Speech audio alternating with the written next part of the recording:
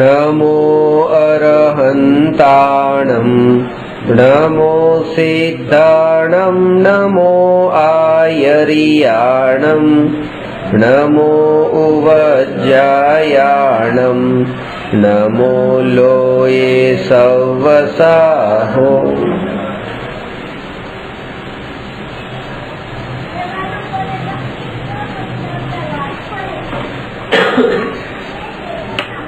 प्रश्न नंबर 290 क्षणिकनो बोध कोने कहेवाय।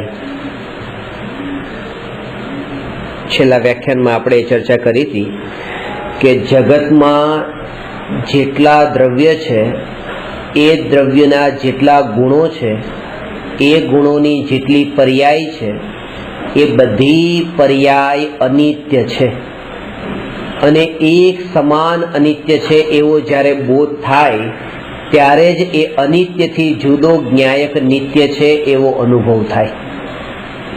हवे आगळ ए ज वातने विस्तारथी बतावे छे के क्षणिकनो बोध बे प्रकारथी थाय। एक तो क्षणिकना लक्ष्य क्षणिकनो बोध थाय अने बीजो नित्यना लक्ष्य क्षणिकनो बोध थाय। तो क्षणिकना लक्ष्य थयेलो क्षणिकनो बोध तो क्षणिक ज टके छे। कारण ए छे કે જેવું એક ક્ષણિકપણું જે પ્રતિકૂળતા રૂપે પ્રાપ્ત થયું છે એ પ્રતિકૂળતાથી અનુકૂળતા રૂપે થાય તો તુરંત એ પાછો પરિણમી જશે અને બોધ પણ છૂટી જશે। જેમ કે શરીરમાં બીમારી આવી અને એવી બીમારી છે કે શરીરમાં એવી પીડા વેદના થઈ રહી છે, ઊભા પણ થવાતું નથી, હલાતું પણ નથી, ત્યારે એમ લાગે છે કે આ શરીર અનિત્ય છે, ક્ષણિક છે, શરીરમાં સુખ નથી, શરીરથી દુઃખ છે, એ બધા ઘણા બધા શરીર સંબંધી વિચારો આવ્યા। પણ જેવી એક દવાની ગોળી લીધી અને બીમારી મટી ગઈ, એ કેડનો દુખાવો મટી ગયો અને પાછા ચાલતા ફરવા માંડ્યા, તો પાછું આ શરીર અનિત્ય છે, અસાર છે, સુખમય નથી એ વાત વિચારોમાંથી બિલકુલ નીકળી ગઈ। એટલે ક્ષણિકના લક્ષ્ય જેને ક્ષણિકનો બોધ થાય છે કે આ ક્ષણિક છે, જો ક્ષણભરમાં કેવું થઈ ગયું કે બીમાર પડી ગયા, પણ એ ક્ષણિકના લક્ષ્ય છે, એમાં જ્ઞાયકનું લક્ષ્ય નથી। એટલે 24 તીર્થંકરોના જીવનમાં જ્યારે ક્ષણિકના બોધની ઘટના ઘટી, એ આદિનાથ ભગવાનને નીલાંજનાનું નૃત્ય હોય કે નેમિનાથ ભગવાનને એ પશુઓનો પોકાર હોય, પણ એમાં નિત્યના લક્ષ્ય એ ક્ષણિકનો બોધ થયો હતો। નિર્વિકલ્પ આત્માની અનુભૂતિ પૂર્વક एक क्षणिक घटनानो बोध थयो तो एना बळ पर पछी ए मुनि धर्म अंगीकार कर्यो। એટલે ખાસ એ છે કે નિત્યના લક્ષ્ય વિના જો ક્ષણિકનો બોધ થાય તો એને નિરાશા આવી જાય, ડિપ્રેશન આવી જાય। સંસારના ક્ષણિક પદાર્થોમાં પાછો પડવાની સંભાવના છે જો એ પલટાઈ જાય તો। એટલે અત્યારે દેહ છૂટતો હોય તો એમ લાગે અરે જો તો ખરા મનુષ્યનું ભવ તો આમ નામ જતો રહ્યો, પણ પાછું બીજું નવું શરીર મળે છે ત્યારે એમાં એવી તન્મયતા છે, કારણ કે એ જે ક્ષણિકનો બોધ ગયા ભાવમાં થયો હતો એ ક્ષણિકના લક્ષ્ય થયો હતો, નિત્યના લક્ષ્ય નતો થયો। અને એ જ કારણે કે જે બાળકને નાની ઉંમરમાં તેવી રીતે શરીરમાં એટલી તન્મયતા છે કે એને મરવું નથી, કીડી મકોડાને પણ મરવું નથી, નિગોદિયાને પણ મરવું નથી। કારણ કે પૂર્વે જે દેહ છોડ્યો તો એ દેહને છોડ્યો તો એ લક્ષ્ય તું છોડ્યો એટલા માટે આને ગ્રહણ કર્યો। सम्यक दृष्टि जीवने पूर्वना ज्ञायकना संस्कार आना बळ पर टकीने रही छे। जेम आ बाकी बधा संस्कारो जेम अत्यारे आपणे याद नहीं आवता, तत्वनुं ज्ञान पूर्वे जे प्राप्त कर्युं तो याद नहीं आव्युं, पण आ ज्ञायकना संस्कार ज्ञानीने केम याद छे? कारण के देहने छोड़वानी जे क्रिया छे ए क्रियामां पूरी जागृति हती। एक बेहोशीनी स्थिति एक समय माटे पण जो एवी आवी गई ने बेहोशीनी स्थिति, तो ए पूरेपूरुं जे ज्ञान होय ए ज्ञान उपर पाणी फेरवी नाखे। અને આપણા બધા મરણ એવા થયા છે બેહોશી પૂર્વકના, એટલા માટે દેહ છોડ્યો ત્યારે બધું જ્ઞાન પાણી ફરી ગયું અને આવતા ભાવમાં ગયા તો કઈ ખબર જ નથી કે ગયા ભાવમાં મને શું જ્ઞાન હતું, શું યાદ હતું, કેટલું હું ભણ્યો હતો, કેટલું જ્ઞાન પ્રાપ્ત કર્યું હતું, કઈ હતી બેહોશી। એટલે હું મરી ગયો, હું મરી ગયો એટલે પછી પૂરેપૂરું મરી ગયો। અને આવતા ભાવમાં એ એક ઝટકો જેવો લાગે છે મિથ્યા દ્રષ્ટિ જીવને એ દેહની ક્રિયાથી આત્માનો જે વિયોગ, એ જે ક્રિયા છે, એ સમયનો જે બોધ, હું મરી ગયો, એટલે ત્યારથી એ જ સંસ્કાર એને દ્રઢ કર્યો, એ જ સંસ્કાર દ્રઢ કર્યો કે હવે આ જે જ્ઞાન, આ જે સંસ્કાર, આ જે બધું ત્યાં મરી ગયું, હું મરી ગયો. અને એના બળ પર આ મારા મમ્મી, આ પપ્પા, ભાઈ, બેન, સગા સંબંધી, આ બધું ત્યાં મરી ગયું. કારણ કે હું મરી ગયો તો આ બધું મરી ગયું. અને જે મરી ગયું તો પછી હવે યાદ કેમ રહી?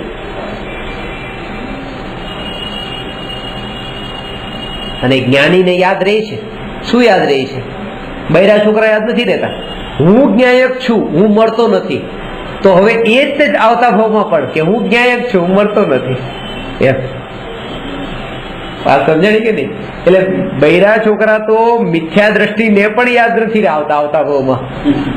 કારણ કે એને તો એમ છે કે હું મરી ગયો. અને જેને એમ છે કે હું મળતો નથી, એને પણ યાદ નથી આવતા. કારણ કે એ જાણે છે કે એ મારા હતા, હું તો જ્ઞાયક છું. એટલે એ તો સર્વ પ્રકારે અસાર છે, જેને આપણે આટલા સારભૂત માન્યા છે, હિતકારી માન્યા છે, જેની આપણે ગુલામી કરીએ છીએ.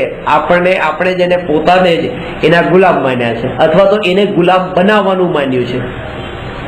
આ ગુલામ જ બનાવવા માંગીએ છીએ આપણે. એક બહુ મોટી બીજા પ્રકારની ગુલામી છે. ગુલામ બનાવવાનો ભાવ અંદરમાં પડેલો છે. આ કઠોર સત્ય છે. પણ પત્નીને એ કહેવાનો ભાવ આવે કે ભાઈ ભગવાન આત્મામાં સ્થિર થા, આના સિવાય કોઈ ધર્મ નથી. આ પોતાના પતિપણાને એના ઉપર સ્થાપવાનો ભાવ છે, બીજો કોઈ ભાવ નથી. કારણ કે દુનિયામાં કેટલી બીજી સ્ત્રીઓ છે, બીજી સ્ત્રીઓને કહેવાનો આ ભાવ નથી આવ્યો. કારણ કે ત્યાં પોતાનો અધિકાર નથી માન્યો, અહીંયા અધિકાર માન્યો છે. અને જો સહજ ક્ષમતા ભાવને એક અંદરમાં આત્મીયતાનો ભાવ છે કે એ જીવ પામે, તો પછી આ એક માટે એ ભાવ ન હોય, એ પછી બધા માટે હોય. પણ એને જે પેલા લોકમાં પોતાનો અધિકાર જમાવો તો ભાઈ તું આવી સાડી નહીં પહેર, આવી સાડી પહેર, કારણ કે મને આ રુચિ છે. તું આ દાગીના ન પહેર, તું આ દાગીના પહેર, કારણ કે મને એ રૂચ્યા છે. બસ હવે આ જ ભાવને ત્યાં ડાયવર્ટ કર્યો છે. મને આ ધર્મ રૂચ્યો છે, તું આ ધર્મ નહીં માન ને આ ધર્મ માન. આરોપિત કરવાનો ભાવ છે. આ પણ જેને સમજમાં આવી ગયું કે આ પણ એક પ્રકારનો પોતાનો આરોપ જ ઘટિત કરવો છે, ત્યાં પોતે પોતાના આશ્રિત કરવાનો ભાવ છે, ગુલામ બનાવવાનો ભાવ છે, એ જીવ હવે આના માટે પણ ઢીલું છોડી દે છે કે તમે આમ કરો. એટલે ગુરુનો ઉપદેશ ક્યારેય શિષ્ય માટે એ નથી હોતો કે આમ કરી લો, આમ કરી લો. કારણ કે જે જાણે છે કે 6 મહિના 8 સમયમાં 608 જીવ મોક્ષે જવાના છે, હવે આને હું આમ કહેવાનું કેમ કહું? હવે તો કોઈ પણ જશે. એટલે જ્ઞાનીનું નિરૂપણ તો આ પ્રકારે છે કે જ્ઞાયકનું સ્વરૂપ આ રૂપે છે, ને આ સ્વરૂપમાં જે સ્થિર થાય છે તે આને પામે છે. આ સ્વરૂપ બતાવે છે, સ્વરૂપ બતાવે છે.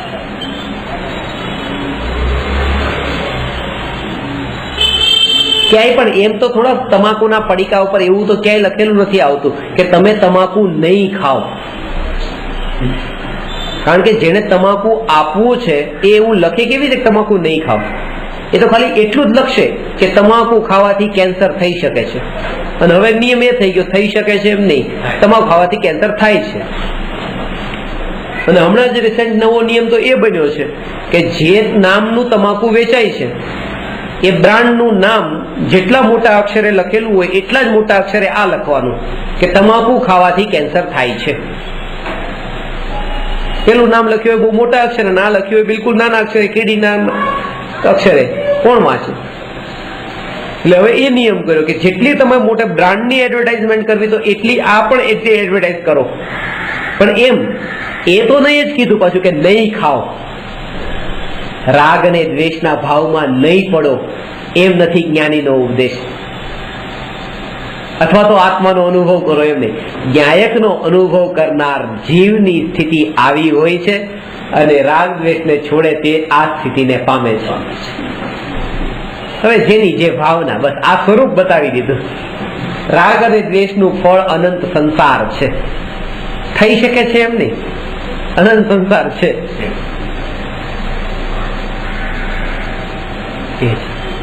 અને એટલા જ મોટા અક્ષરે બતાવ્યું. એટલે જ તે નિત્ય પહેલા અનિત્યનું સ્વરૂપ બતાવ્યું. 12 ભાવનામાં નિત્યની ધર્મ ભાવના તો 12મા નંબરે બતાવી છે. અધર્મ વાળી અનિત્ય ભાવના જ પહેલા નંબરે છે, કે જે અનિત્ય છે, ક્ષણિક છે, ક્ષણભંગુર છે, એને પહેલા ક્રમે રાખ્યું છે. એ ખાલી પરિચિત કરાવે છે બસ. અને એના કારણે તે પોતે ખાલી આકુળતાનો વિષય બદલાણો, તો બીજું કશું જ નતું બદલાણું. તમે અંતરમાં જયારે સ્વભાવના અંતરમાં જઈને જોવો તો તમને ખબર પડશે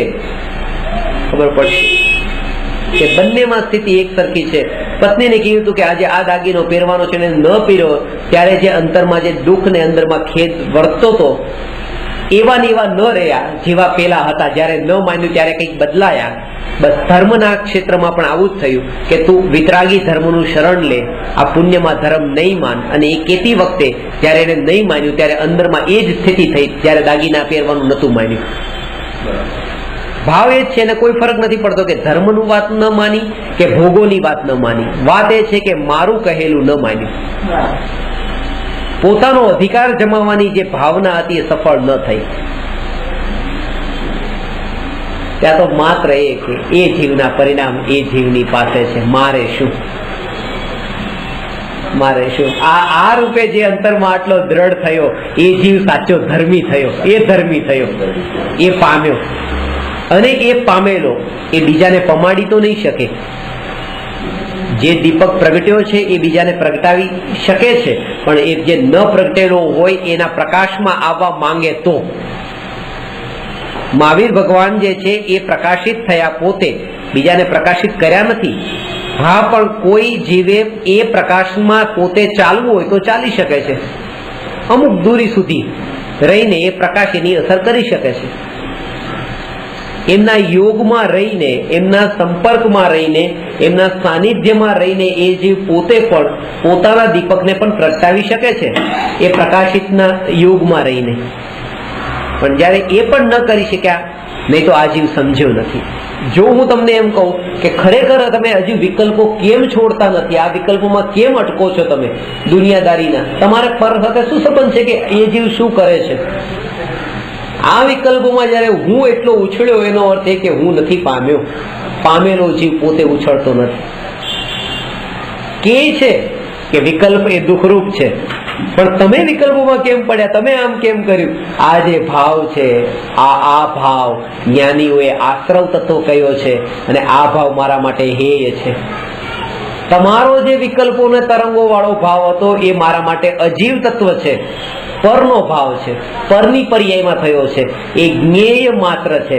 જીવ અને અજીવ તત્વ તો જ્ઞેય છે, હેય ક્યાં છે? આ જે વિકલ્પોના તરંગો ઉઠે છે મારામાં એ હેય છે, કારણ કે આશ્રમ ને બંધ તત્વ છે.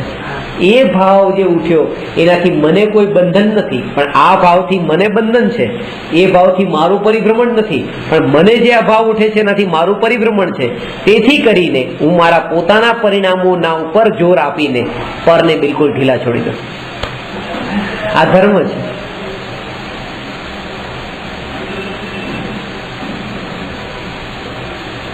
એનાથી મારે શું પ્રયોજન છે? એમ કરીને તરત જ એટલું પરની કેટેગરીમાં કે જેટલું, અને એમાં તમને ફરક પણ ન પડે. એ ફરક પડતો હોય તો પણ સમજવું કે હજી ક્યાંક ને ક્યાંક ગડબડ થઈ રહી છે.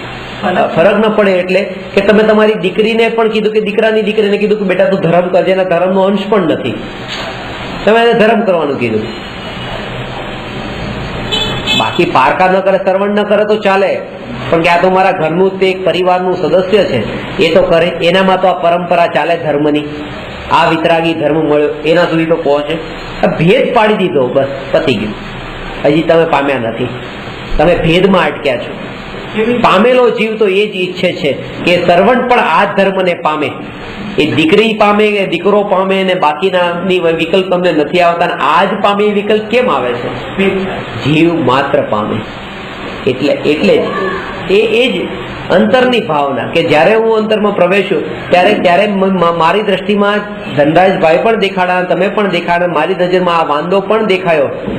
પણ આ ત્રણ જીવ જ્યારે દેખાયા છે ત્યારે આ ત્રણ જીવ મુક્તિને પામે. આ ભાવ પછી આ બે પામે, એ બે પ્રવચનમાં આવ્યા છે ને આ તો આમ ઉડતું ઉડતું આવી ગયું છે, એ મારે ક્યાં જોવાનું છે? પામે, નજરમાં આવ્યું છે તો પામે.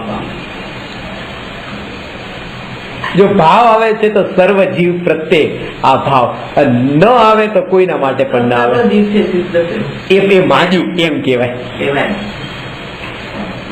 પછી પાછું મારું મન ન દોડાવું કે ભાઈ આ તો અસંગની છે, એને શું વિચાર, એ ક્યાં પામવાનો છે, પંચમકાળ છે, પંચમકાળમાં ક્યાં મોક્ષ છે. આ મન જોડ્યું પાછું નિસ્પૃહતાથી. તો પછી એ પણ છે કે પછી આ જીવે એટલે પછી જો સાંભળશે તો પામશે, નહીં સાંભળે તો નહીં પામે, યાદ રાખશે તો પામશે, નહીં તો નહીં પામે. મન પાછું એનું ભટકતું હશે તો નહીં પામે. પાછા એ વિકલ્પો પડ્યા તો પછી આના માટે ભાવ નહીં આવે.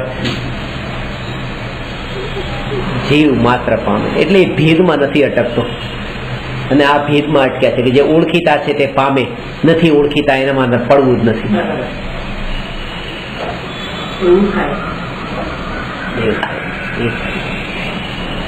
ફરક પડે છે ત્યાં. પામે પ્રત્યે જો એટલો ભાવ વાત્સલ્યનો હોય, એ પ્રવચન ચાલતું હોય અને જો એ દીકરી બેસી જાય કે દીકરો બેસી જાય તો એ જે ભાવ આનંદનો આવે છે, અને એ જ સમયે સર્વન્ટ પણ બેસી જાય તો એ સમયે લાગે આ જો કામ મૂકીને જો બેસી ગઈ, કામ નથી કરવું એટલે બેસી ગઈ. ત્યાં કંઈક બીજો વિકલ્પ આવ્યો છે. એક વિકલ્પ બે માટે નથી આવ્યો, એક સરખો ભાવ નથી આવ્યો, નથી આવતો. બસ આ ભાવ જયારે આવી જાય ને તો એ ભાવ આવે ત્યારથી ધર્મ શરૂ થયો. પણ એ ક્યારે આવશે? જેને અંતરમાં આ ઝાંકીને જોયું કે હું ભગવાન આત્મા, એને હવે આ ભગવાન આત્મા ને આ ભગવાન આત્મા દેખાયો. એને એ ભેદ છોડી અને એનામાંથી પછી આ દોષવાળી વૃત્તિ પણ છૂટી ગઈ. દોષવાળી વૃત્તિ છૂટી ગઈ.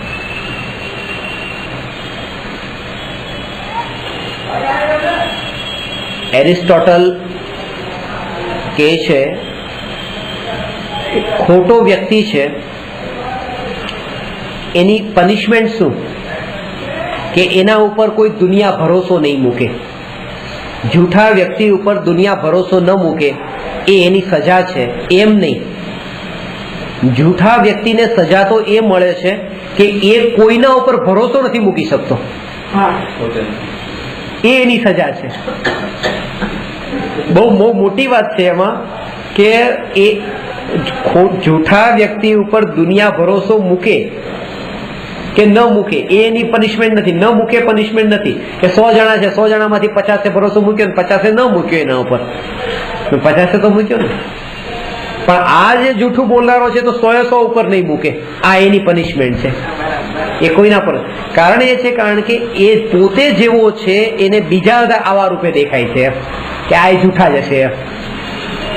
એટલે કોઈ જો માયાચારી દેખાણો, કોઈ કપટી દેખાણો, કોઈ પાપી દેખાણો, કોઈ ઢોંગી દેખાણો, તો હજી સમજવું કે ક્યાંક હું હજી અટક્યો છું. કોઈ મહારાજ સાહેબ ઢોંગી દેખાણા તો સમજવું કે હજી હું ક્યાંક અટકી ગયો છું, હું ક્યાંક અટક્યો છું. જણાયું તો માત્ર જ્ઞાયકનું સ્વરૂપ કેમ ન જણાયું? હું આ મારી નબળાઈ છે બસ એટલું જ જાણીને તરત પોતે પોતાના તરફ પાછો આવે.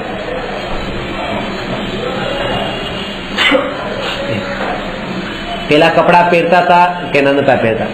કે હા પહેરતા હતા, પણ આટલું પરિવર્તન જે આપણે જોઈએ કે પગમાં ચપ્પલ તો હમણાં આવ્યા, થોડા વર્ષો પહેલા તો ચપ્પલ હતા જ નહીં, હવે પગમાં કપડાના ચંપલ પહેરે છે.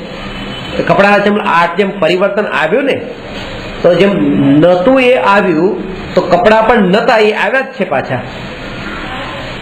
જેમ આ વધારો થતો જાય છે, આ વધારો તો નજરની સામે આ દેખાયો, પેલો વધારો આપણી નજર સામે નથી દેખાયો પણ કોઈની નજરમાં દેખાયો હતો.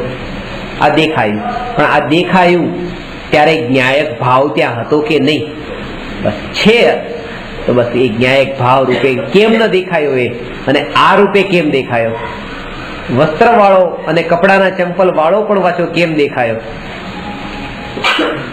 આ નબળાઈ અને હજી સ્વભાવનું લક્ષ્ય એવું જાગ્યું નથી એટલે જ આ ભાવ આવ્યો છે. એટલે તો ગુરુદેવ તો આ જ વાત કહેતા, ગમે તે જીવ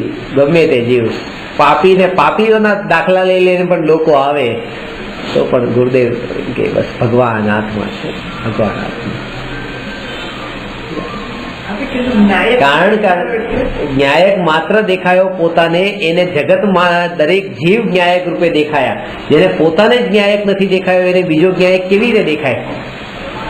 જેને જેની દ્રષ્ટિ જ એ છે કે જેની દ્રષ્ટિ પોતાના શરીર ઉપર જોવાની છે, જેની દ્રષ્ટિ પોતાના ચંપલ ઉપર જોવાની છે, એને બીજાના પગ દેખાશે કે એના પગમાં ચંપલ છે કે નહીં, ને છે તો કેવા છે, કપડાના છે કે પછી લાકડાના છે કે પછી પ્લાસ્ટિકના છે કે પછી ચામડાના છે, બધું દેખાશે.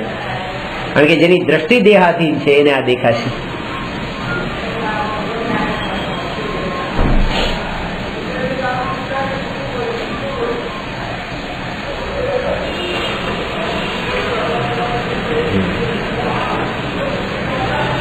ગુરુદેવને તો ઘણા લોકો ફરિયાદ પણ કરતા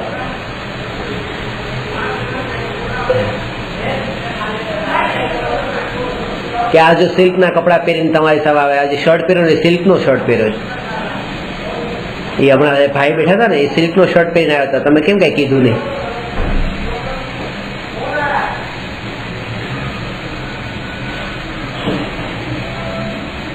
તો ગુરુદેવ ત્યાંથી શરૂઆત કરતા, કપડા પહેર્યા તો કપડા પહેર્યા હતા, કપડા ઉપર ધ્યાન ગયું તો ખબર પડે કે સિલ્ક ના કે કોટન ના કપડા હતા. શરૂઆત જ છે બસ. જરા હાથમાં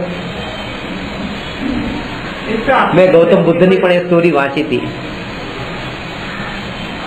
એમાં એમણે લખ્યું હતું કે કોઈ એક વ્યક્તિ બીજી વ્યક્તિનો પીછો કરતી કરતી આવે છે અને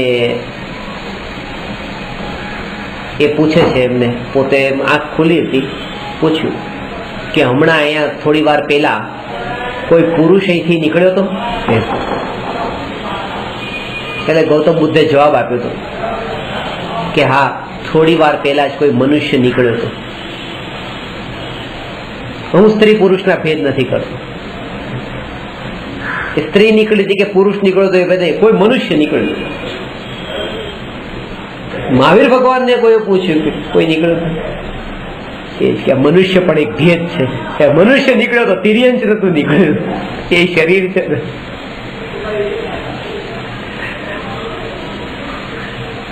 ન્યાયક રૂપે પરિણમેલું આ જ્ઞાન બસ પરિણમતું હતું, બીજું કઈ નહીં. આયનું પોતાનું જ, આ પોતાનું જ ન્યાયક રૂપે પરિણમતું જે જ્ઞાન, એ જ પરિણમતું હતું. જવાબ આપ્યો એટલે આ કોઈ ઘટના નથી ઘટી. આ હું તમને કહું, જવાબ એ જ હોય મહાવીર ભગવાનનો. હું બતાવતો નથી પાછો. આ તો ગૌતમ બુદ્ધની તો સ્ટોરી છે, આ સ્ટોરી નથી. આ તમને બતાવું છું. નહીં તો કે મહાવીર ભગવાન આવું બોલ્યા હતા દીક્ષા પછી, તો દીક્ષા લીધા પછી કેવળ જ્ઞાન સામે પેલા તો બોલતા જ નથી, તો આવું બોલ્યા કેવી રીતે પાછા? બુદ્ધિ દોડાવે પછી આવી દોડાવે. દીક્ષા લીધા પછી અને કેવળ જ્ઞાન થયા પહેલા ત્યાં સુધી તો મૌન જ હોય છે તીર્થંકરોને. તો ઇન બિટવીન તો બોલવાનું હોતું જ નથી. બધા તીર્થંકરો જન્મથી દીક્ષા લીધા મૌન થઈ ગયા.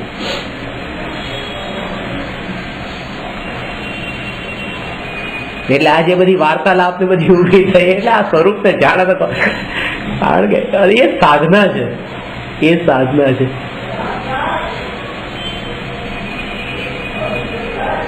છેલ્લી ઘડી સુધી એટલું પણ ત્યાં કહેવાય કે આટલું પણ હજી મૌન રહ્યા ને. હજુ એવું નથી કે વિકલ્પ નતો જ, હજી અંતરમાં તો વિકલ્પ હતો. પૂર્ણ નિર્વિકલ્પ ક્યાં હતા? પણ બોલ્યા નતા. એટલું બાકી રહ્યું તો તીર્થંકર ભગવાન ત્યાં દિવ્ય ધ્વનિ નીકળી. આજો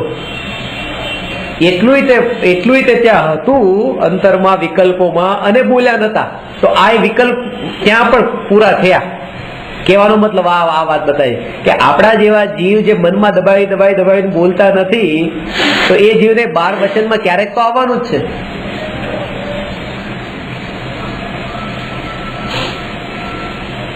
એટલે એ ઉપાય નથી અંદરમાં બધો જે ભેગું કરીને રાખીએ.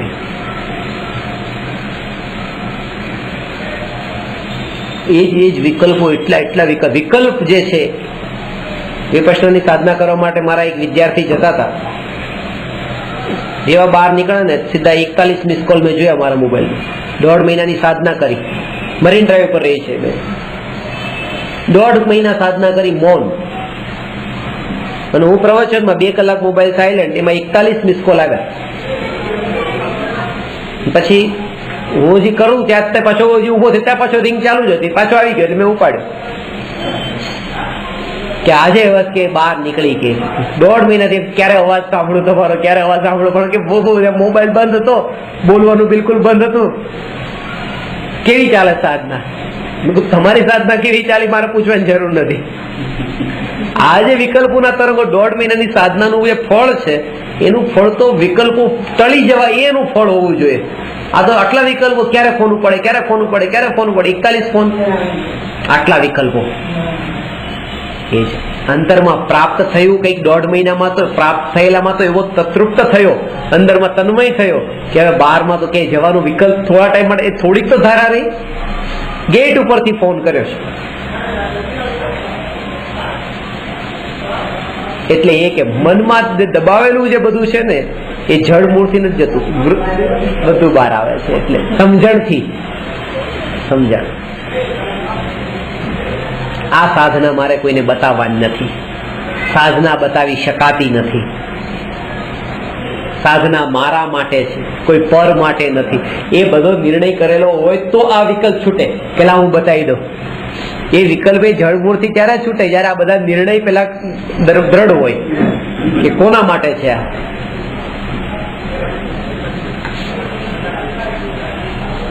એટલે ક્ષણિકની ઉપર ક્ષણિકનો બોધ તો થાય, પણ ક્ષણિકના લક્ષ્ય થાય. આ શ્વાસોશ્વાસની ક્રિયા ચાલે તો એક શ્વાસોશ્વાસ એક ક્ષણિક છે, એ ક્ષણિકનો બોધ થાય.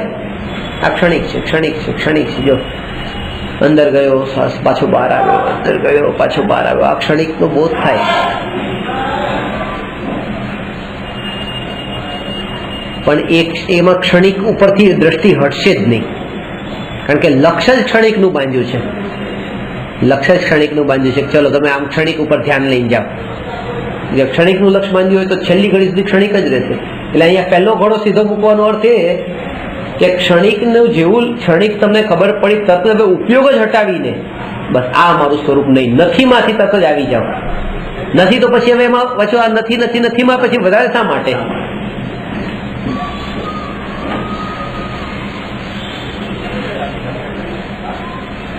એક બળ માંગે છે આ સ્થિતિમાં,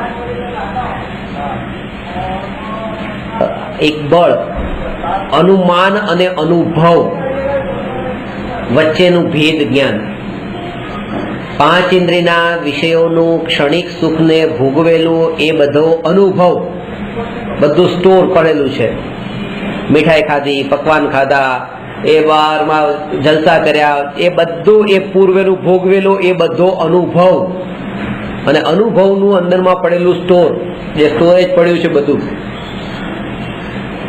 ન્યાયક ભાવની કોઈ ગતાગમ નહીં, માત્ર ગુરુના વચન ને શાસ્ત્રના શબ્દો થકી અનુમાન કર્યા સિવાય, બસ એ સિવાય બીજું કંઈ નથી. કોઈ એવું સચોટ બળ નથી એની પાસે કે જેના બળ પર એ બલિદાનની તૈયારી હોય. બલિદાન તો આપવા તૈયાર થઈ જાય જો અહીંયા એને ખબર પડે કે આવું આ તત્વ છે તો.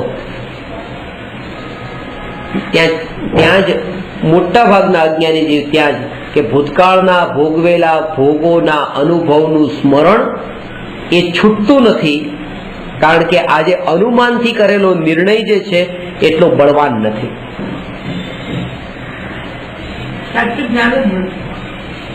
અને કસોટી પર કસીને જો એ રીતે કરે તો થઈ શકે. પાછું જેમ દુનિયામાં તર્ક લડાવે છે, બુદ્ધિ લડાવે છે, આમાં પણ આ ફિલ્ડમાં આમ કરે કે જો ભાઈ હું આ વિકલ્પોથી છૂટ્યો, આ રાગ દ્વેષથી છૂટ્યો તો મને આટલી શાંતિ મળી છે. તો આટલી શાંતિ મળી તો આગળ જતા વિકલ્પોથી રહિતપણામાં શાંતિ કેવી હશે? એ અનુમાન કરીને એમાં પોતે તર્ક પણ વાપરે, બુદ્ધિ પણ દોડાવે, પોતાના પર ઘટિત કરીને તો થાય.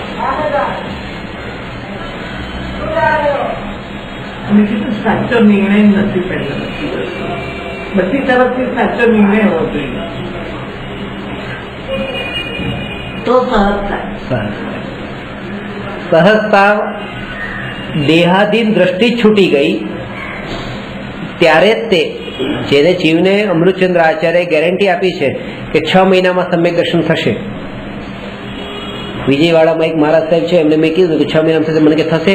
ગેરંટી આપો તમે? મેં કીધું, હું નહીં, અમૃતચંદ્ર આચાર્ય ગેરંટી આપી છે, થશે થશે ને થશે, કે હું તો તમારા પર ભરોસો મૂકું.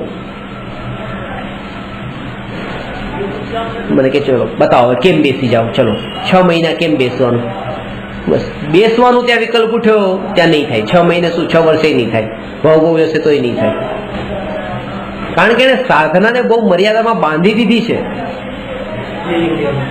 દેહની ક્રિયામાં. પરપરની સાધના જાગૃતિ દેવી.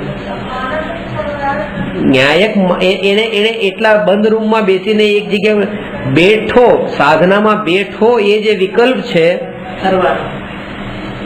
એ વિકલ્પ એ દેહની તન્મયતાને દ્રઢ કરવા વાળો છે કે બેઠો, હું બેઠો.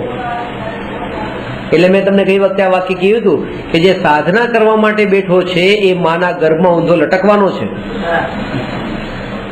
કારણ કે અહીંયા જે દેહની ક્રિયા છે એમાં જે માન્યું આ હું, તો ત્યાં જે લટકવાની ક્રિયા એમાં પણ માન છે કે આ હું.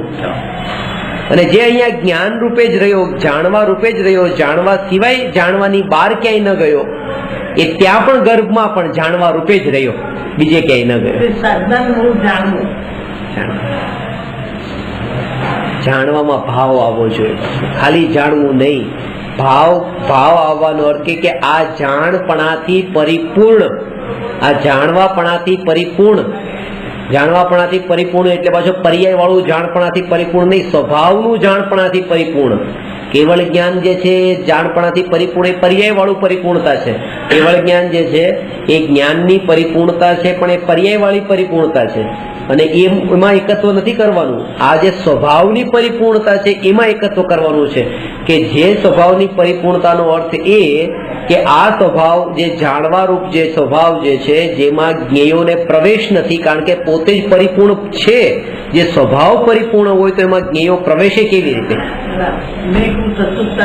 બસ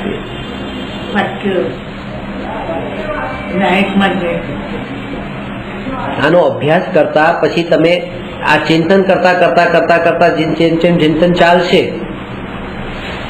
જેમ ચિંતન ચાલશે પછી ચિંતન રોકાઈ જાય છે, કન્ટિન્યુઅસ નથી ચાલતું. 5 મિનિટ તમે ચિંતન કરશો, 10 મિનિટ કરશો, પછી પાછા વિચાર બીજા આવશે, બીજા વિચાર આવી જશે, જમવાના આવશે, ફરવાના આવશે, ટીવી જોવાના આવશે, કઈ ને કઈ વિચાર આવશે. એ આત્માના વિચાર કન્ટિન્યુઅસ નહીં. પાછા તમારામાં 5-10 મિનિટમાં જે આવ્યા જમી લીધું, પાછા તમે ન્યાયકના વિચાર કરો તો પાછા થશે. આની ધારા કેમ નથી ચાલતી? એ જ તે કે હજુ આ જે મિથ્યાત્વ વાળો જે અંશ છે એ જ એને ખેંચીને પાછો ઉભો કરે છે કે સુખ પેલામાં છે.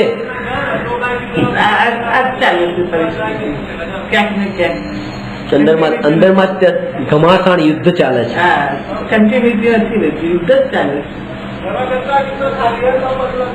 બુદ્ધિ એમ કે છે જ્ઞાયકમાં સુખ છે, બુદ્ધિ એમ કે છે જ્ઞાયકમાં સુખ છે, આત્મામાં સુખ છે, આત્મા નિત્ય છે, ટકી રહેનારો છે. આ બધું બુદ્ધિ એમ કે છે. અને અનુભવ એમ કે છે વિષયોમાં સુખ છે. અનુભવી છે ને પહેલે, અત્યારે આટલા જન્મમાં પેલું એક નવું કરવાનું.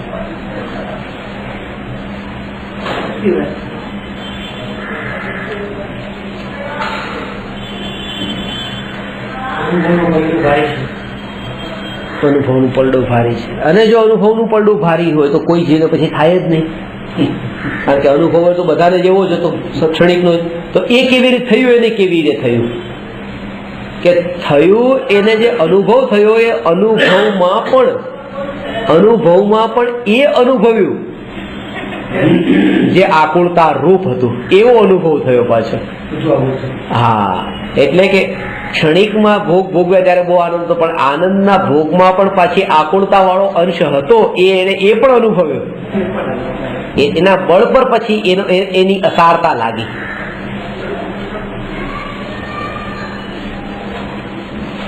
અસારતા લાગી.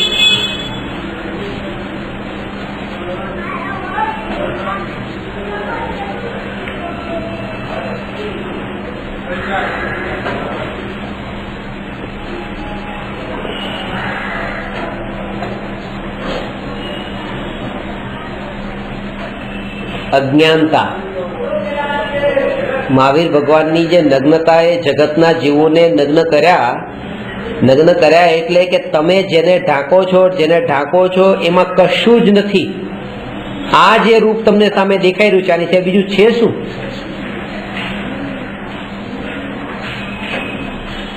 તમારું શરીર જાડું હશે, પાતળું હશે, ઊંચું હશે, ઠીંગણું હશે, બસ આટલો જ ફરક. બાકી તમે જે ઢાંકો છો એ આની સિવાય બીજું કઈ નથી. અને એ જ વિકલ્પોમાં તમે પડ્યા છો પાછા કે પ્રગટ ન થાય. છે શું બીજું આમાં? એવી જ અંતરમાં અનુભૂતિ એ અપરિગ્રહી થાય છે. એ જગતના જીવોને પણ વસ્ત્રથી રહિત કરી દીધા કે તમારા વસ્ત્રનું મૂલ્ય છે 0. કે જો એના વગર આ મનુષ્ય જીવન ચાલે છે કે નહીં? બસ તો પછી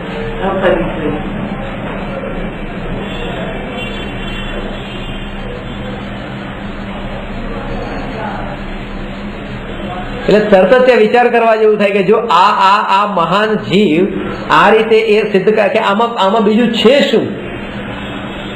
કશું જ નતું. એને ઢાંકવા માટે જ આખું જીવન વિકલ્પોમાં ઢાંક્યું હતું. વિકલ્પોથી પોતાનો સ્વભાવ ઢંકાયેલો હતો. આ વિકલ્પોથી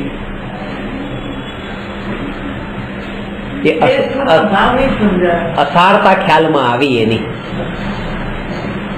અસારતા ખ્યાલમાં આવી.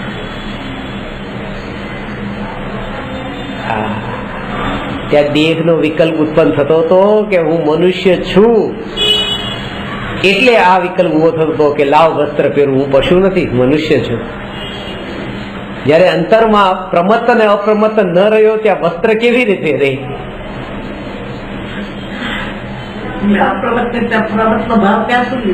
અરે આ તો નાનું બાળક સમજી લે કે પર્યાય વાળો પોતાને જે ન માને એ શરીર વાળો કેવી રીતે માને? આ તો આત્માની પર્યાય હતી ને, પ્રમત્ત અપ્રમત્ત. હવે શરીર વાળી પર્યાય વાળું ક્યાંથી માને? હવે એને શરીર વાળી પર્યાય વાળો ન માને તો પછી વસ્ત્ર તો બહુ દૂર ના થયા. અંતરમાં સ્પર્શીને જેને અનુભવ થાય છે એને આ અસારતા ખ્યાલમાં એને સહજ છે. નહીં તો ત્યાં પણ નથી એવો વિકલ્પ રહી જાય છે. જેને અનુભવ નથી, અસ્થિની અનુભૂતિ વિનાનો વસ્ત્રનો ત્યાગ એ નથી એવા અનુભવમાં પાછો અટક્યો છે કે વસ્ત્ર નથી. અને એ જીવને દેખાય છે કે આ બધા વસ્ત્ર વાળા છે. જેને વસ્ત્ર નથી એને વસ્ત્ર વાળા નથી.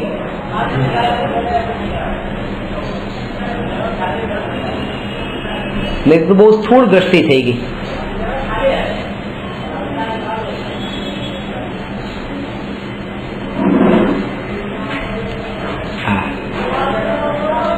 ક્ષણિકના લક્ષ્ય થયેલો ક્ષણિકનો બોધ ક્ષણિક જ ટકે છે, અને નિત્યના લક્ષ્ય થયેલો ક્ષણિકનો બોધ નિત્ય ટકે છે.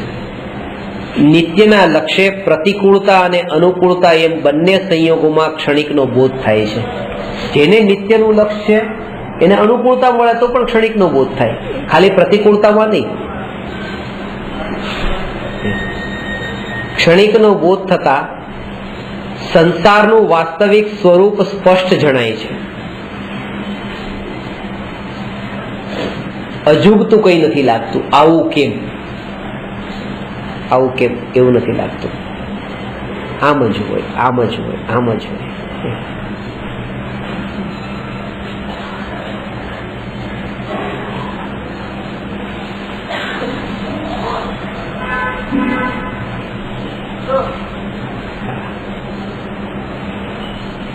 સંસારના સ્વાર્થીપણાને લીધે આશ્ચર્ય ઉત્પન્ન થતું નથી. સ્વભાવથી અનુભવ કર્યો એટલા માટે.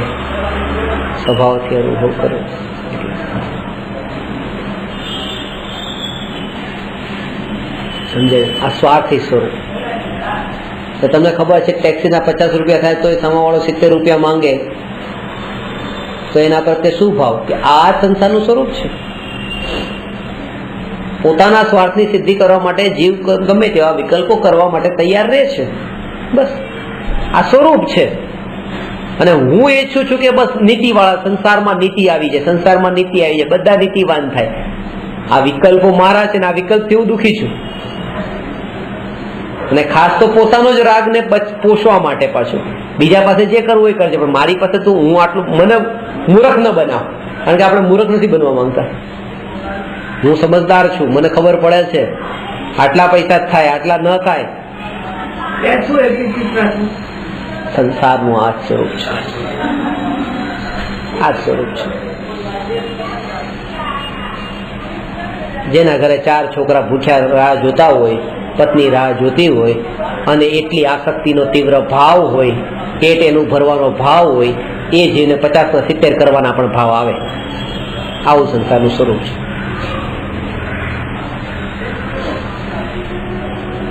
જેને પત્ની હોય, છોકરા હોય એ નહીં, એના પ્રત્યે આસક્તિનો જેને આટલો ભાવ હોય, એનું પેટ ભરવાની આસક્તિનો જેને ભાવ હોય, એને ખુશ કરવાના આસક્તિના ભાવ હોય, એને 50 ને 70 કરવાના ભાવ પણ હોય. આ સંસારનું સ્વરૂપ છે. પેલા ભોજનદાસનું દાખલો બહુ યાદ આવે. એને બિલકુલ આસક્તિનું, જો તમને ભાવ હોય તો મારા બાળકને દૂધ માટે લડે તો દૂધ બતાવે.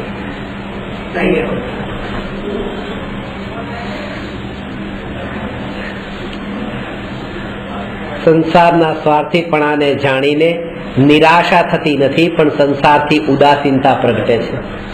આશા રાખેલી હોય તો નિરાશા થાય, સ્વરૂપને સમજેલો હોય એને તો ઉદાસીનતા જ આવે. અનંત જ્ઞાનીઓ સંસારના ક્ષણિકપણાનો બોધ કરીને તથા નિત્ય આત્માનો અનુભવ કરીને અનંત સુખી થયા છે.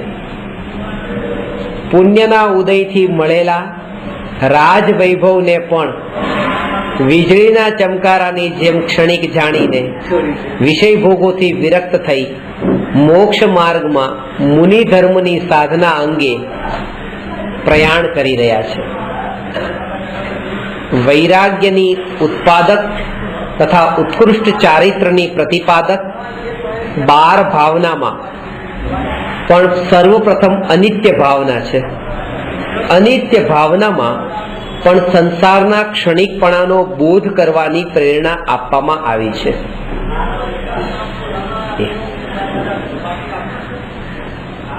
એટલે ક્ષણિક જાણ્યું એને બધું જ ક્ષણિક જાણ્યું છે,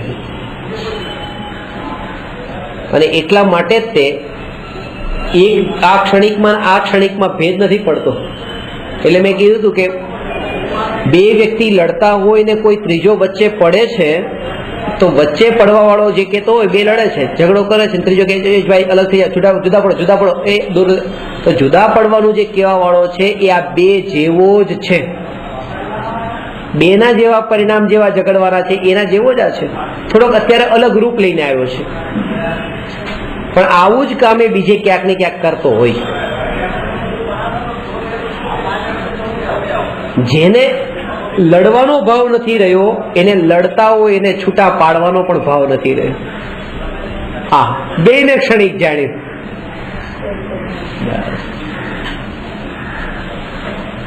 એની પાછળ પોતાનો સમય જાય છે. નહીં તો મુનિરાજો તો આ જ કામ કરતા રહે વનમાં, તો પ્રાણીઓને છૂટા પાડવાનો, ઝઘડતા.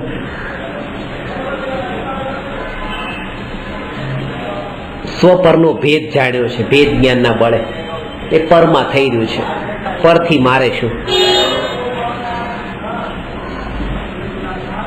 અનાદિકાળથી આજ સુધી ક્ષણિકના લક્ષ્ય જ રાગ દ્વેષ કરીને મેં અનંત દુઃખ ભોગવ્યું છે. રાગ દ્વેષનું કારણ ક્ષણિક જ છે એમ નથી, ક્ષણિકનું લક્ષ્ય કર્યું એ રાગ દ્વેષનું કારણ બન્યું. ક્ષણિક જ જો રાગ દ્વેષનું કારણ તો ક્ષણિક તો જ્ઞાનીઓ માટે પણ હતું, પણ જ્ઞાનીઓનું લક્ષ્ય ત્યાં નહોતું.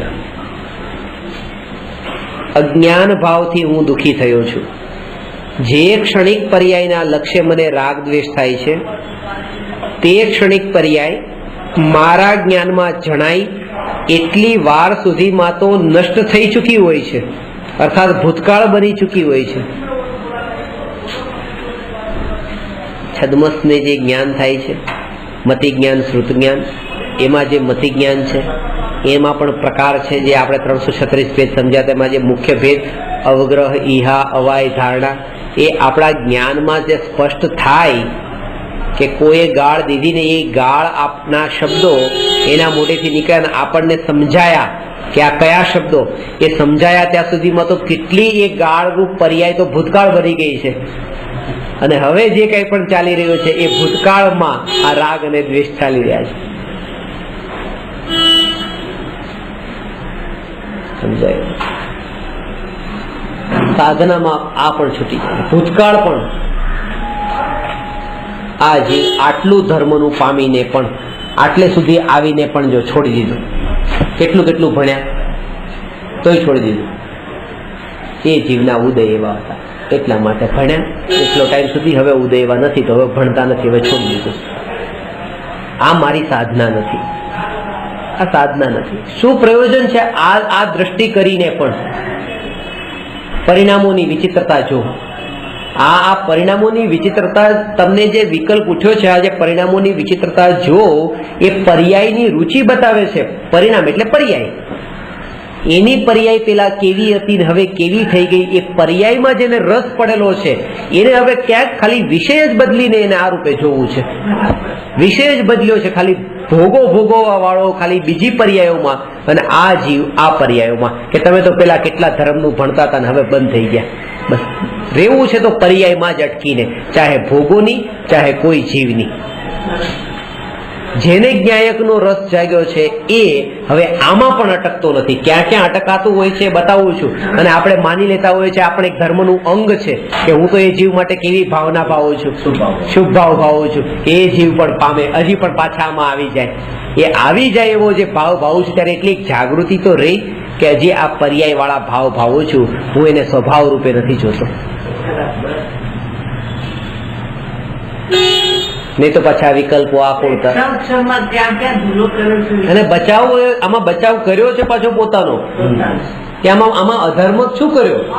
આ ભૂમિકામાં તો આવા ભાવ તો આવ્યા વિના રહેવાના નથી ને, કે ભાઈ જીવો, દરેક જીવ તમે પામો, છોડેલા હોય એ પામો, નથી છોડેલું જે નવા છે એ પામો. સારા માને છે આ ભાવને તો, કે બધા માટે નિષ્પૃહ ભાવથી અને ધર્મના ભાવ ભાવ્યા છે કે ન્યાયકને પામો, ન્યાયકને પામો. એનો મતલબ કે તમે નથી પામેલા, તમે પામ્યા વગરના છો, તમે અપ્રગટ છો, તમે પ્રગટ નથી. પ્રગટ તો સ્વભાવ છે, એ સ્વભાવ ઉપરની દ્રષ્ટિ ન રાખી એટલે જ તે પ્રગટ ન દેખાણું, નહીં તો પ્રગટ દેખાત.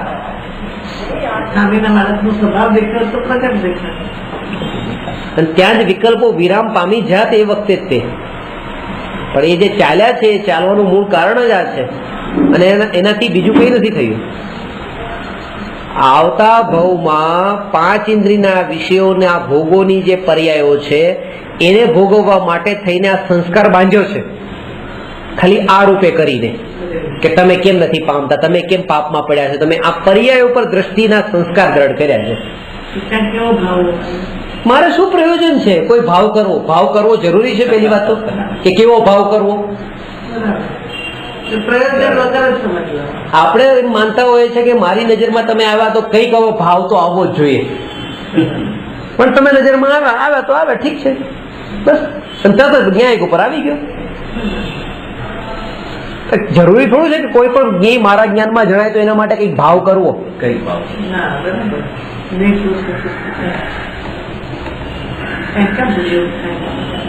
આ બહુ મોટી ભૂલ છે. પહેલા તો એ જ માની બેઠા કે જ્ઞાનનું જ્ઞેયનું જ્ઞાનમાં જણાયું એટલે કઈક ભાવ થવો જોઈએ, કાં તો આ. અને એ જીવોને જ આ પ્રશ્ન થાય છે જેને હજી કરવા જ છે ભાવ, જેને હજી ભાવ કરવા છે, કારણ કે ભાવ વગર મારું જીવન કેવી રીતે, એને જે પ્રશ્ન થાય કે તો ક્યાં કેવો ભાવ કરવો? કારણ કે તમે જેમ માન્યું છે કે આના વગર તો મારું જીવન છે જ નહીં. અરે એના વગર મારું જીવન છે ને, ચૈતન્યમય જે જ્ઞાનમય મારું જીવન છે જે ભાવ વગર પણ છે, તો પછી આ ભાવ કેવો કરવો એવો પ્રશ્ન કેમ? સંસ્કાર જ એવા પ્રકારનો એના વગર મારું જીવન નથી. એટલે સ્વભાવની જાગૃતિ કરાવે છે. સ્વભાવને જે ઓળખે છે ને એ જ્યાં જ્યાં બધે ગડમથલમાં પડી જાય છે, ઊંધી ઊંધી માન્યતાઓ દ્રઢ કરી દે છે, એમાંથી બહાર આવી જાય. પેલું ભાવથી ભરેલું લાગે છે, પેલામાં થોડીક રુચિ લાગે છે, પેલામાં કંઈક અંદરમાં ઉલ્લાસ જેવું લાગે છે. જ્યાં રાગ વાળી વાત કરીએ ને એમાં કે ચલો તમે પણ ધર્મ પામો, આમાં આપણને કંઈક ઉલ્લાસ લાગે છે. બિલકુલ ગુમસુમ કંઈ બોલવું નહીં, કંઈ કરવું નહીં, કોઈ ભાવ કરવા નહીં, એમાં એટલો ઉલ્લાસ નથી આવતો. કારણ કે અજ્ઞાનીને રાગમાં જે ઉલ્લાસ લાગે છે ને, વિતરાગ ભાવ તો એને ઉલ્લાસ વાળો લાગ્યો જ નથી, એ તો અનુભવનો વિષય છે. એટલે આ રાગનો ઉલ્લાસ એની અંદરમાં એવો લાગી જતો હોય છે કે આ જીવ, આટલું પામેલો જીવ અહીંયા પામીને અહીંયા અટકી ગયો, આમાં પણ મને ક્યાંક ને ક્યાંક એ એમને ખબર જ નથી પડતી કે મારો રાગ વાળો ભાવ આમ ઉઠ્યો છે. તમને બહુ વિકલ્પો આવે છે, જાત જાતના વિકલ્પો આવે છે અને એમાં તમે અટકી જાઓ છો. આ કહીને મેં કોઈ જીવને વિકલ્પો વાળા જોવામાં જે મને મજા આવે છે એની મજા મેં લઈ લીધી કે તમે બહુ વિકલ્પોમાં અટકો છો, વિકલ્પોમાં નહીં અટકો. એટલે કે પર્યાય વાળી દ્રષ્ટિમાં જે હું આનંદ લેવો તો આનંદ મેં લઈ લીધો સતત તમારી લાઈનને નાની કરીને કે તમે વિકલ્પો વાળા છો અને હું વિકલ્પ વગરનો છું એમ આનંદ માની લીધો. ત્યાં જ્ઞાયક માત્ર છો, મારે શું પ્રયોજન બીજું? જ્ઞાયક માત્ર. જરૂર નથી કે આ ભાવ કરવો જ નહીં કે કોઈ પણ ભાવ કરવા. જ્ઞાયક માત્ર, એ પણ જ્ઞાયક માત્ર પણ કરવો જરૂરી નથી. આ તો દ્રષ્ટિમાં આવે તો આ જ દ્રષ્ટિમાં આવે. દ્રષ્ટિ તો અંતરમાં જ રહે, પણ જેને અંતરમાં દ્રષ્ટિ ગઈ છે ને એની દ્રષ્ટિ એવી સ્થિર થઈ છે એને બહારમાં પણ આ જ ભાવ આવે છે, પર્યાય વાળો ભાવ નથી આવતો. અને ક્યારેક આવે તો ચારિત્ર્યની નબળાઈથી કે આ અશુદ્ધ જીવ છે, પર્યાયમાં અશુદ્ધ છે, પણ અંતરમાં લક્ષ્ય એ દ્રષ્ટિ જે છે એ તો જ્ઞાયક ઉપર છે. જ્ઞાયક ઉપર છે. એ બે મુનિરાજોને દ્રષ્ટિમાં આવ્યું કે આ સિંહ છે, આ પાપી છે, આવ્યું અને એટલા માટે તો એનો ઉપદેશ આપ્યો. સિદ્ધ ભગવાન માન્યા હોત તો ઉપદેશ આપવા માટે શું કામ આવે? એ તો અજ્ઞાની જાણ્યા ને, અજ્ઞાની જાણ્યા ને અજ્ઞાની માન્યા ત્યારે ઉપદેશ આપવાનો ભાવ આવ્યો, વિકલ્પ ઉઠ્યો. પણ સાથે સાથે એ ઉપદેશ આપવાનો વિકલ્પ એમ કહ્યું કે તું ભાઈ તારા સ્વરૂપમાં લીન થા. તો ભગવાન આત્મા પણ એ મુનિરાજોની દ્રષ્ટિમાં આવ્યો ને. સિંહનો જ્ઞાયક ભાવ મુનિરાજોની દ્રષ્ટિમાં આવ્યો ત્યારે તો એ જ કીધું કે ભાઈ એ ત્યાં જ્ઞાયક ભાવ છે કે ભાઈ આના ઉપર તું દ્રષ્ટિ કર. એ દેખાણું જ ન હોત તો કેવી રીતે તું આના ઉપર દ્રષ્ટિ કર? સમજાની વાત? હું તમને એમ કરું કહું એટલે તમે આ 5 રૂપિયા ખર્ચી નાખો, તો 5 રૂપિયા ખર્ચી નાખો, મને 5 રૂપિયા તમારા દેખાણા હોય તો હું તમને એમાં ખર્ચવાનું કહું, પણ દેખાણા જ ન હોય તો હું તમને ખર્ચવાનું કેવી રીતે કહું? તો એ મુનિરાજોએ જે કીધું સિંહને કે હે સિંહ તું સ્વરૂપમાં લીન થા, તો સ્વરૂપ એ સિંહના અંદર પણ જ્ઞાયક ભાવ જેમાં લીન થવાનો ઉપદેશ આપ્યો મુનિએ, એ જ્ઞાયક ભાવ મુનિઓએ પણ જોઈ લીધો ને સિંહનો. ત્યારે તો એમાં લીન થવાનો ઉપદેશ આપ્યો. જોયો ન હોત તો ઉપદેશ કેવી રીતે આપે કે લીન થા? અને કેમ જોયો? એટલે કહેવાનો અર્થ કે સિંહ વાળું રૂપ તો જોયું જ તે જોયું ત્યારે તો ઉપદેશ આપ્યો, પણ જ્ઞાયક વાળું રૂપ જોયું એટલે પાછો ઉપદેશ આપ્યો. હોત નહીં તો ઉપદેશ ન આપે. એટલે જ્ઞાનમાં તો માત્ર એટલું જાણ્યું કે સિંહની પર્યાય છે અને દ્રષ્ટિમાં એ દેખ્યું કે આ જ્ઞાયક ભાવ છે. આ જ્ઞાન ને દ્રષ્ટિનો ફરક છે. જો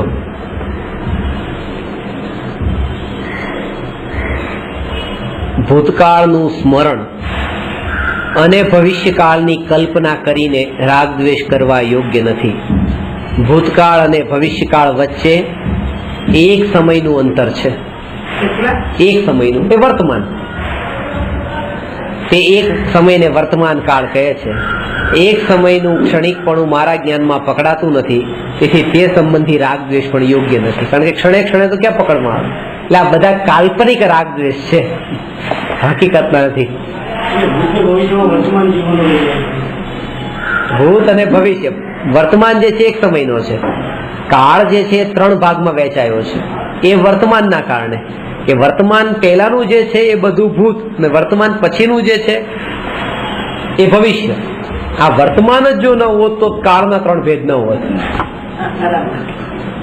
વર્તમાનથી 3 ભેદોમાં વહેંચાયો છે આ કાળ તો,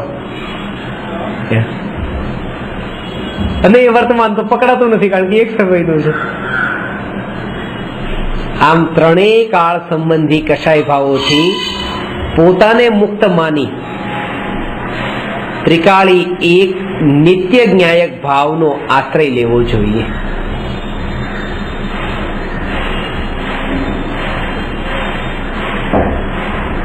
આજે પેલા એ જીવ ધર્મને સાંભળતા હતા, હવે સાંભળતા નથી, પણ ચિંતા કરવાની જરૂર નથી. જો ભવિષ્યમાં પરિણામ સુધરશે તો પાછા સાંભળશે. આમ નહીં કરો ભાવ, પાછા આ કાળના ભેદમાં કરે. આપણે આનંદ આવે છે ને તમને કહેતા ત્યારે કહું ત્યારે તમને આનંદ આવે છે કે આવશે સાંભળવા માટે. ક્યાં જશે? ક્યાં જશે? અને જે જીવ પણ જે ગયા છે એને અહીંયા આવવું પડશે ને આવવું જ પડશે ને, ત્યાં આનંદ આવી જાય છે. પાછું પર્યાય જોયું કે ભવિષ્યમાં આવશે. ન્યાયક માત્ર છે, એના આગળનો વિકલ્પ નહીં. કારણ કે એ મુનિરાજોને તો પ્રયોજન હતું ત્યારે એ દ્રષ્ટિમાં જ્ઞાનમાં આવ્યું કે આ સિંહ મારે શું પ્રયોજન છે કે હું એને પર્યાય રૂપે, મારા માટે તો એ જ કે આ પર્યાય તો નજરમાં આવે છે, ત્યાં વિકલ્પોની પરંપરા ઉભી થાય છે પાછી.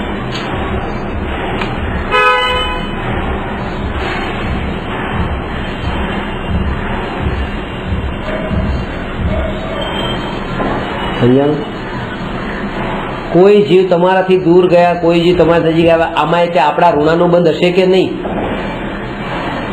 કે આમને મળી ગયા આમને જુદા પડી ગયા? એ ઋણાનુબંધ છે, પણ એ ઋણાનુબંધ થી પણ મારે શું? જેમ શરીર છે કે નહીં, શરીર વગરનો સામેનો જીવ છે કે નહીં? નથી. શરીર છે ને, પણ શરીર ઉપર દ્રષ્ટિ કરવાની. એ જ રીતે ઋણાનુબંધ પણ હોય છે, પણ એ દ્રષ્ટિ કરવા યોગ્ય નથી.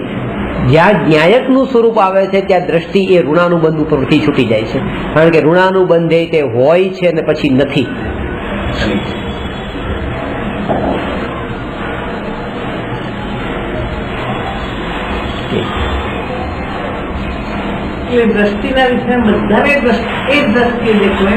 એટલે આત્મા છે, જયારે આપણે એમ કીધું આત્મા છે, ન્યાયક છે,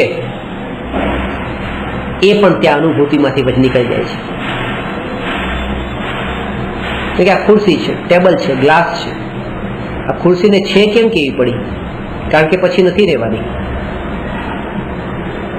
ને ભવિષ્યમાં નથી, એટલે કીધું ખુરશી છે.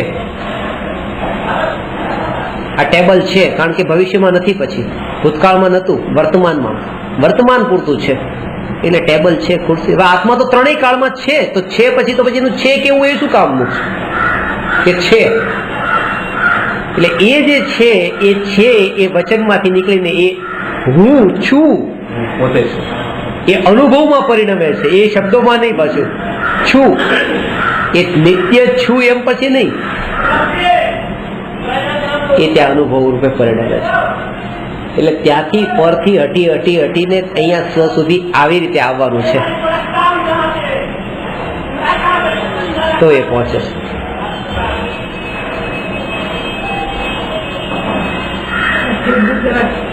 એટલે કે હું આ જ્ઞાયક છું, હું જ્ઞાયક છું. આ જે વિચાર જે ચાલે છે, આ વિચાર જ પાછો અનુભૂતિમાં બાધક છે. કારણ કે એમાં પણ હું જ્ઞાયક છું, એટલે હું જ્ઞાયક છું. આ શબ્દોના વિકલ્પો, આ વિકલ્પોની પરંપરા પાછી ચાલુ રહી. એ અનુભવ વેદન માત્ર ન રહી ગયું. વેદન માત્ર જયારે રહ્યું ત્યારે હું આ જ્ઞાયક છું એ વિકલ્પ પણ ન રહ્યો, સમાઈ ગયો. એ સ્થિતિએ પહોંચે છે. એના પેલા કષાયો એટલા મંદ હોય છે, એ સ્થિતિમાં પછી એનો વિચાર ત્યારે નહીં ખબર પડે, એટલે જ એને અનુભવ ગમ્ય કીધું છે. પણ એની પૂર્વ ભૂમિકામાં જે જ્ઞાયક છું એમાં પણ જ્ઞાયક છું એવા જે વિચારો છે, એ વિચારો પણ એટલા મંદ પડી ગયા છે કે એને પણ એટલી પ્રધાનતા નથી આપી. કારણ કે સ્વભાવ ઉપર દ્રષ્ટિ છે, આ શબ્દ ઉપર નહીં. શબ્દો થકી થતા ચિંતન ઉપર નહીં. સત્તા સ્વરૂપ જે ચૈતન્ય, સત્તા સ્વરૂપ વસ્તુ, એના ઉપર દ્રષ્ટિ છે. આ સત્તા સ્વરૂપ વસ્તુ એનું હોવાપણું એવું છે કે આ છું, કે જેમ આ ટેબલ છે, ખુરશી છે, જેમ સત્તા સ્વરૂપ જેમ લાગે છે, એમ આની ત્રિકાળ સત્તા સ્વરૂપ હું છું. જેમ એવો અંદરમાં ઉતર્યો ત્યાં જ પરથી બિલકુલ છૂટો પડ્યો. જેવું અહીંયા જ્ઞાયક સ્વરૂપ જે કીધું, હું છું એમ કીધું, ત્યાં એ જેમ એમાં અંદરમાં ઉતર્યો ત્યાં પરમાંથી જે પરનો જે અનુભવ હતો, પરનું જે અંદરમાં ભૂતકાળમાં ભોગવટો કર્યો હતો, એ બધું કપાતું ગયું, છૂટતું ગયું. ત્યાં એ છૂટતું જાય છે. એ અનુભવ જે છે છૂટતો જાય છે. જ્યાં તત્વનો વિચાર ચાલે છે એમાં જ અનુભવનું વિસ્મરણ થતું જાય છે કે સુખ છે એ વિસ્મૃત થતું જાય છે. કારણ કે હવે એને ખબર પડી કે આકુળતા જે આ મંદ પડે છે, જો સુખ તો અહીંયા છે, એ તો આકુળતા રૂપ હતું, પણ હજી એટલી ખબર પડે છે કે આ વિકલ્પો વિકલ્પો વિકલ્પો આ રીતે મંદ આકુળતા છે, એને પણ જાણે છે, એટલે સંતુષ્ટ થતો નથી.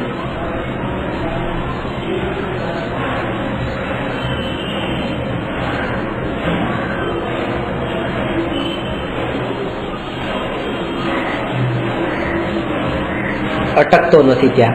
એ પરમાં અટકતો એટલે હું નાયક છું પર આવ્યું એટલે હું જ્ઞાયક છું, હું જ્ઞાયક છું એ વિચારમાં તે અંતરમાં ઉતરતા એના જે વિકલ્પોના કષાયોના જે ભાવો અને ગાઢ સંસ્કારો જે હતા ભોગ સંબંધી પહેલા ભોગવેલાના, એ પણ મોડા પડતા ગયા. એ સંસ્કાર જે બંધાયેલો હતો કે સુખરૂપ છે ભોગ, હવે એ અસાર લાગ્યા છે આ વિચાર કરતા, કારણ કે લાગ્યું કે એમાં કેટલી અનંત આકુળતાઓ હતી, અનંત આકુળતાઓ હતી. તે આકુળતા સહિત એ ભોગનું સ્વરૂપ જોયું એટલે અસાર રૂપ લાગ્યું. પેલા એકલું સ્વરૂપ જોયું હતું કે ભૂખ લાગી હતી અને પેટમાં ખોરાક ગયો એ તો તરત આનંદ આવ્યો, પણ એ આનંદ આવ્યો એમાં આકુળતાનો અંશ કેવો હતો એ જો જોયું તો એમ લાગ્યું કે સુખ છે એને કેમ કેવું જેમાં આકુળતા ભળેલી હોય. એ આકુળતા અને નિરાકુળતાથી સુખની પરિભાષામાં આપે છે. ભોગ થયો ને ભોગ ન થયો એના બળ પર નહીં.